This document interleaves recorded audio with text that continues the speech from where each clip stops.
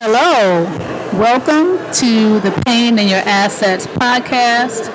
My name is Shanstella Yvonne Barnes, aka Stella Bee on air.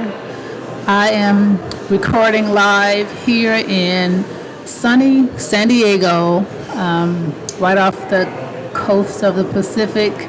There's a lot of water here in California. Hopefully, we won't have any earthquakes, so we won't have to experience the water, inside the hotel.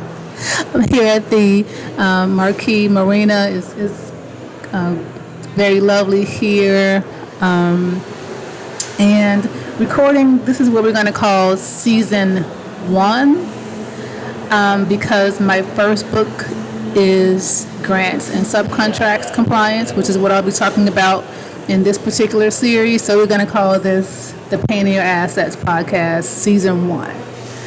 As I wear many hats, some prior and current hats, former wife, current mom, former radio host, current podcast host, also author, which is what we're going to be talking about in this particular series, my first book, which is titled Grants and Subcontracts Compliance, The Pain in Your Assets, with a subtitle that is The Ultimate Guide to Grants and Subcontracts Reporting. It's like dating and marriage. So we're going to kind of put in some pointers in there, and as well to kind of compare how grant reporting and that cultivation process is similar to dating and marriage and that cultivation process. And additionally, also wearing the hat of being an entrepreneur, speaker, consultant, and last but not least, actress. And first of all, I would like to say thank you to everyone who has actually purchased my book. You can still purchase it on Amazon. I usually have a few on me when I'm at various events as a vendor. You can purchase them directly from me whenever you see me as well. But you can definitely purchase them online at Amazon. I'm also available for consulting opportunities as well. And so the book has a variety of scenarios and strategies in there. I'll kind of point and go over a few of them, and kind of give some highlights on some of the stories that not necessarily give details on how to actually prepare financial grant reports.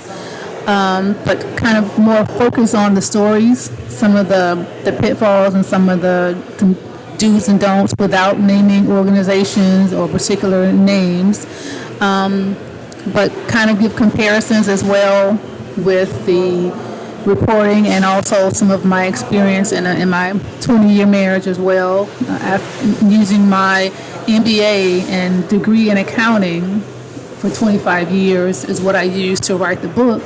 And then in comparison to that, using my 20 years as a wife and mom, using those stories as a contrast comparison.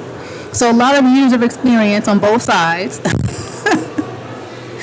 And sometimes they're good stories, sometimes not so good, but nonetheless it's still experience. And you can never take that away. You can never take the experience away.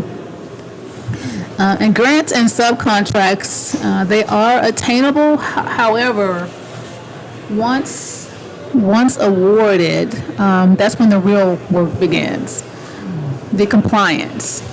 And with state and federal governments cutting funding and programming left and right, the last thing any of us need is delayed cash due to a spiral of compliance issues, aka financial reporting issues. And so I was inspired to write this book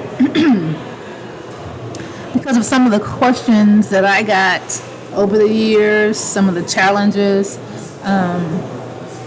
basically to help myself do my job better, and the ultimate goal of helping you, clients that you serve, and the organizations that to create those organizations in a better light.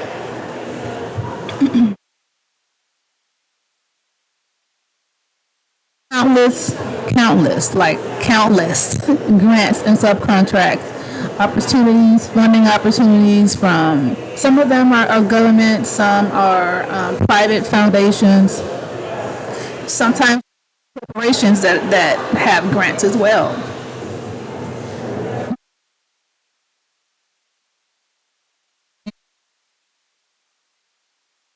When you hear of someone speaking of grants, the first thing they'll say is, "Oh, can you get me a grant? Can you write one? Can you write a proposal for me to get a grant?"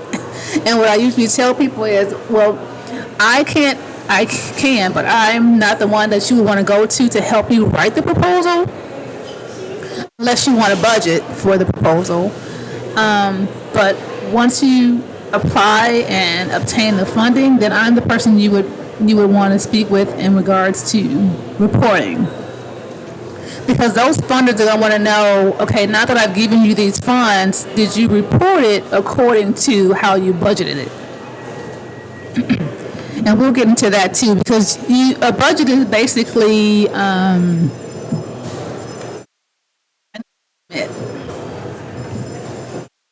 of what you're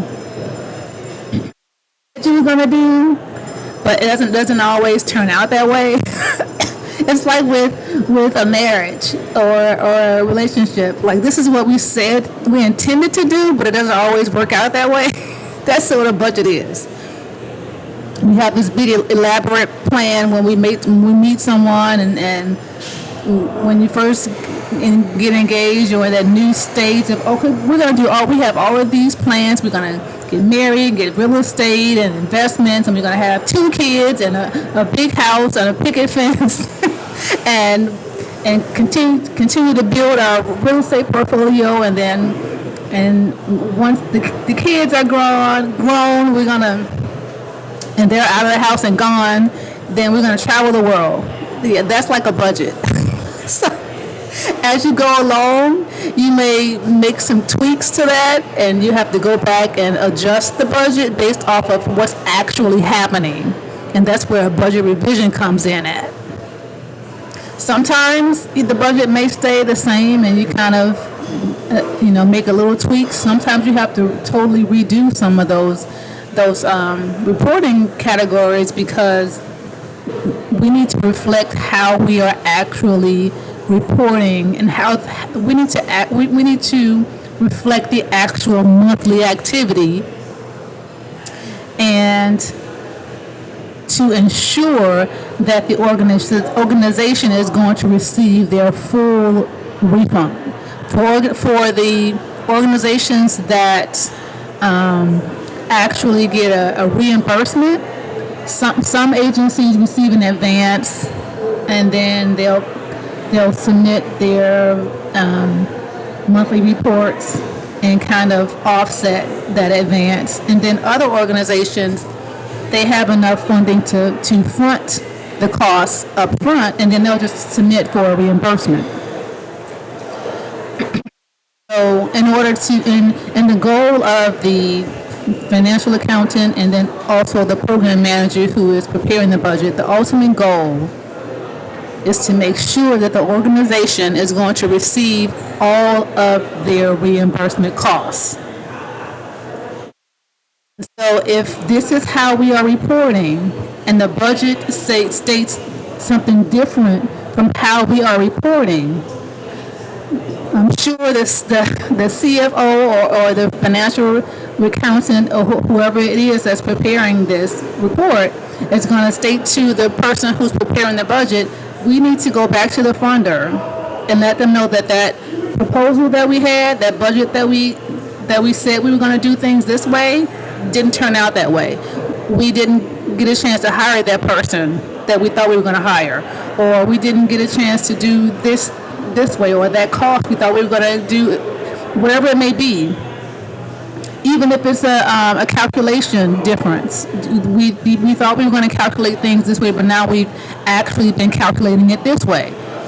The goal, the main purpose of that revision is to go back and state, hey, I know we had plans to get married, to have like a new real estate property every year, and only have 2 kids, but now we're at 6 kids, and we're still in the same house. So we need to go back and adjust our actuals, because our budget and the way we intended for things to be didn't actually happen that way. And the reason, and it's really great for organizations that actually allow you to go back and adjust your budget, because reality does happen and things don't always turn out the way that they should be. But your main goal is to make sure that this organization is going to get all of their money. And if I don't adjust this budget, they won't get all of their money. You have to go back and look at what they actually spent. If my travel line that I originally budgeted for was $2,000, but we actually traveled and spent $4,000, that means you have to actually you have to have someone in accounting go in there and print out a summary or a line item or something. It doesn't have to necessarily be detailed. The person who's preparing the report will have the detail, but the program manager should at least have a summary line that says how much we've spent year to date on travel.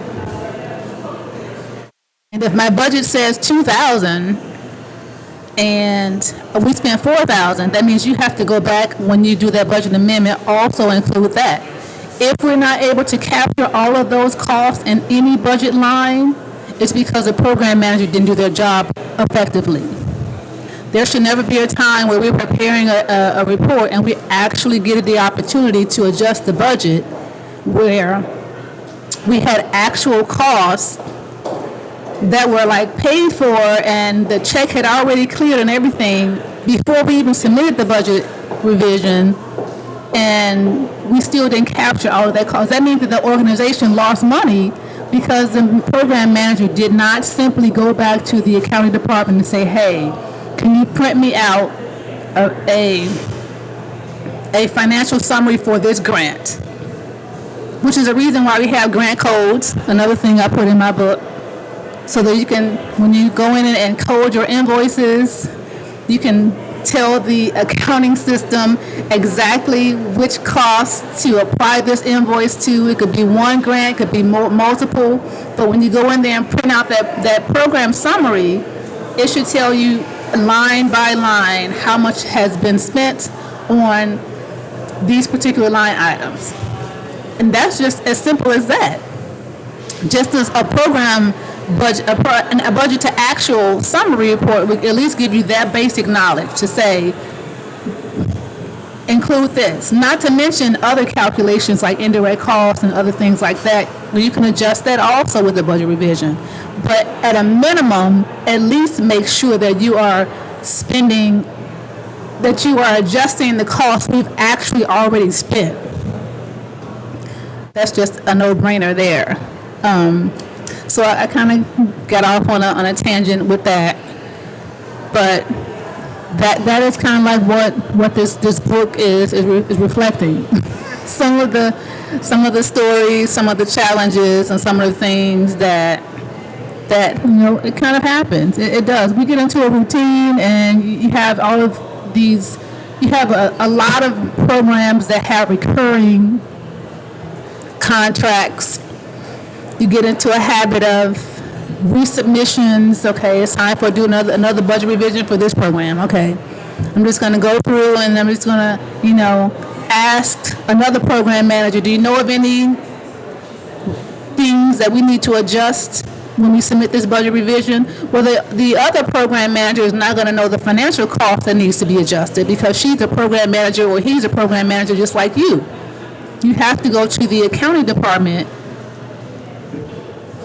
and ask them what are the numbers to be adjusted for that budget. Because it's a budget. It's not a program revision, it's a budget revision, which means that you can do a budget revision without including the financial accounting department. You have to ask the accounting department and not just the program department what the actual adjustments should be. And nobody would know better than the person who's actually doing the reports.